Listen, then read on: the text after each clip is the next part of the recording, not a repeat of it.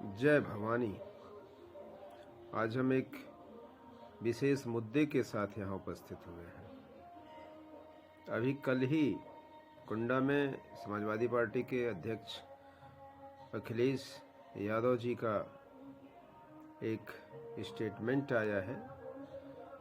वो समाजवादी पार्टी के जनसभा में राजा भैया के बारे में कह रहे हैं कि यहाँ पर जो लोग जीतते आ रहे हैं उनके जीत के रास्ते को रोकना है, कुंडा में कुंडी लगानी है।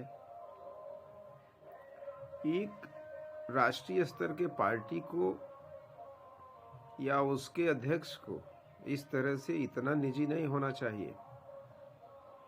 अखिलेश जी को मैं ये बताना चाहता हूँ कि राजा भैया जनप्रिय नेता हैं। वो राजा के साथ साथ लोकप्रिय विधायक हैं। कुंडा के जनता के सुख दुख में उनकी समस्याओं के साथ जीते हैं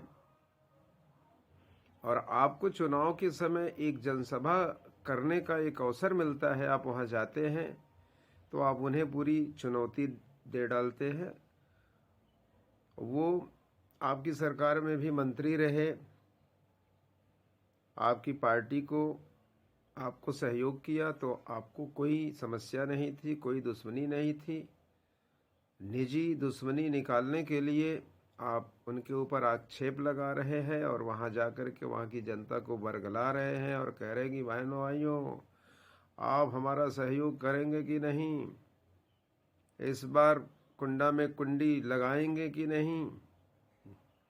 अखिलेश यादव जी वो रघुवंशी हैं, उनके अंदर धैर्य, साहस और उदारता कोट कोट कर भरी हुई है। विनय न मानत जलधि जड़ गए 3 दिन बीत। आपने देखा भगवान राम ने रामेश्वरम में क्या कहा जब समुद्र उनको रास्ता नहीं दे रहा था, और जैसे ही उन्होंने ये तय किया कि विनय न मानत जलधि जड़, समुद्र जो है खुद नतमस्तक हो गया उनके सामने। तो किसी के धैर्य, किसी के साहस और किसी की सज्जनता की परीक्षा नहीं लेनी चाहिए। आप चुनाव लड़ रहे हैं, अपने मुद्दों के साथ आपको उपस्थित होना चाहिए, निजी दुश्मनी नहीं निकालनी चाहिए।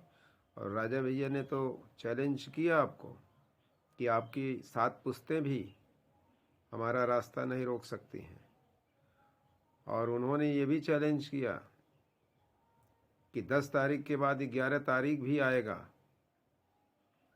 और आपकी सरकार नहीं बन रही है और ना ही आपकी सरकार को बनने दी जाएगी।